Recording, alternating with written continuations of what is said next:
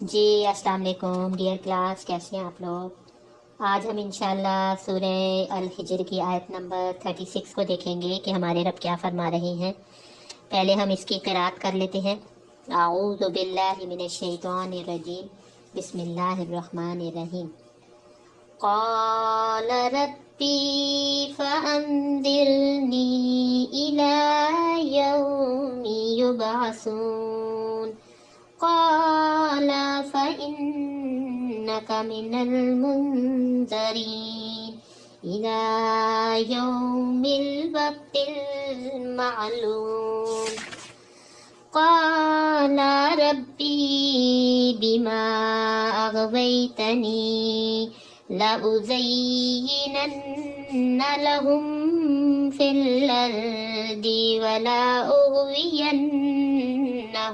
أجمعين إلا عبادك منهم المخلصين قال هذا صراط علي مستقيم إن عبادي ليس لك عليهم سلطان إلا من اتبعك من الغاوين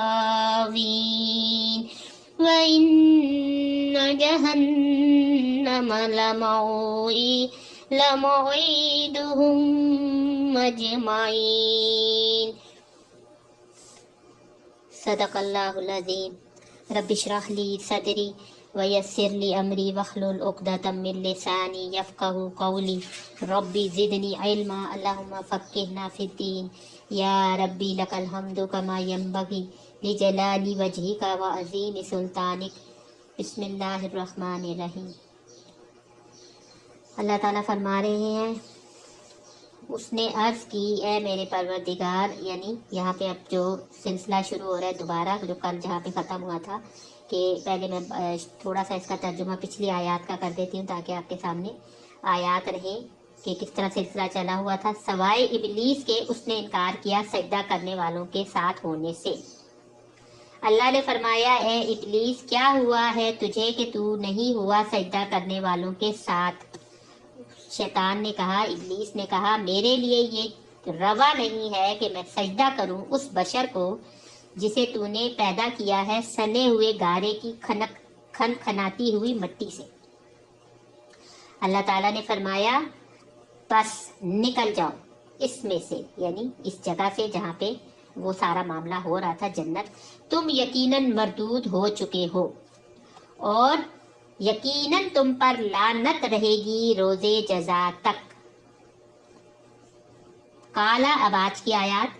قالا، اس نے عرض کی، ربی فانذرنی، اے میرے پروردگار مجھے آپ مہلت دیں، الی یومی یبعثون، اس دن تک یہ جب دوبارہ اٹھائے جائیں گے، یعنی یہ سارے لوگ جن کی وجہ سے آپ نے مجھے مردود کر دیا ہے، اپنی رحمت سے محروم کر دیا ہے، اس دن تک کہ یہ لوگ دوبارہ اٹھائے جائیں گے، یعنی قیامت شروع ہو جائے گی اور پھر معاملہ جو ہے دوسری آگے کی دنیا کا شروع ہو جائے گا، تو اس وقت تک آپ مجھے مہلت دے دیں۔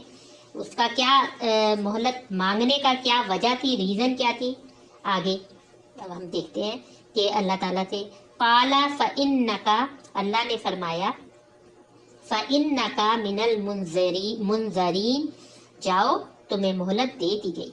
اب اللہ تعالیٰ نے، وہ کیونکہ مہلت مانگ رہا تھا تو اللہ تعالیٰ نے اس کو مہلت دے دی، اِلَى يَوْمِ الْوَقْتِ الْمَعْلُومِ، وقت معین کے دن تک، یعنی جب روز قیامت کا دن دوبارہ ہوگا تو ساری انسانیت جو دوبارہ زندہ ہوگی، تو اس وقت تک کے لیے اللہ تعالیٰ نے اس کو مہلت دے دی۔ اور یہ مہلت اس نے مانگی اس لیے کہ اس کو یہ تھا، ابلیس کو، کہ میں کیونکہ بہت اعلیٰ چیز سے بنا ہوا ہوں، میری جو مٹیریل ہے وہ آگ ہے، اور آگ مٹی سے کم اس کی ہوتی ہے، مٹی کا جو ہے اس کی خاصیت جو ہے وہ بہت کم درجے کی ہوتی ہے، تو اس لیے اس نے اللہ تعالیٰ سے کہا کہ میں اس کو تو سجدہ کبھی بھی نہیں کروں گا کیونکہ یہ معاملہ ہے۔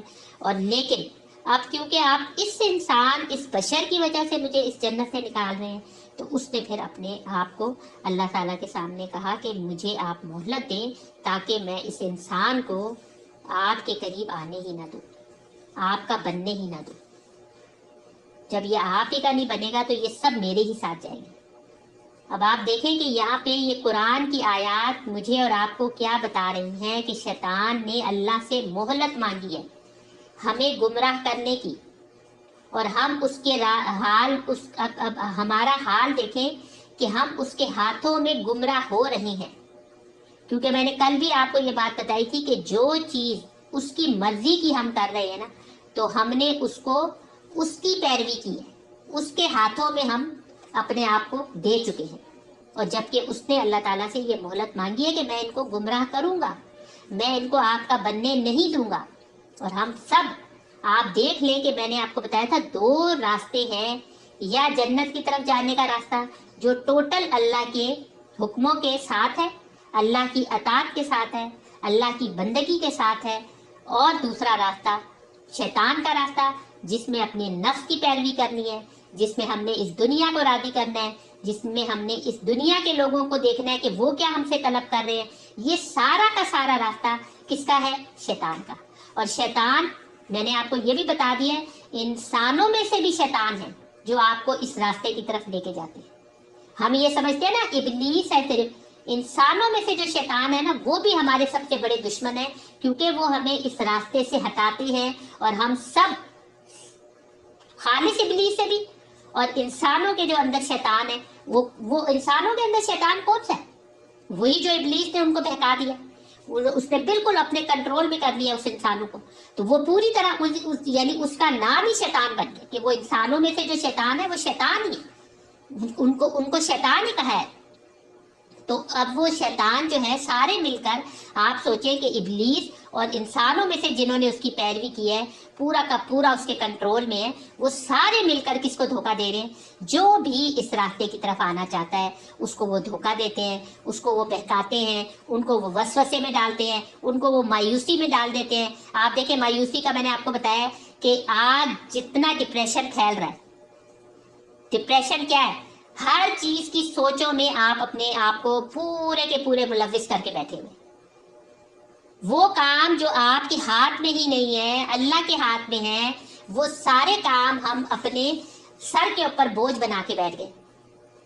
और वो चीज जिसको अल्लाह ताला ने मुझे और आपको कहा सोचो, गौर करो, फिक्र करो, 100 बार दिन में इस्तग़फ़ार करो, अपने आप पर नजर डालो, अपने गुनाहों की बार बार अल्लाह से बख्शिश मांगो, और अपने ऊपर नजर डाल के अपनी इस्लाह करो। हम में से कौन ये कर रहा है?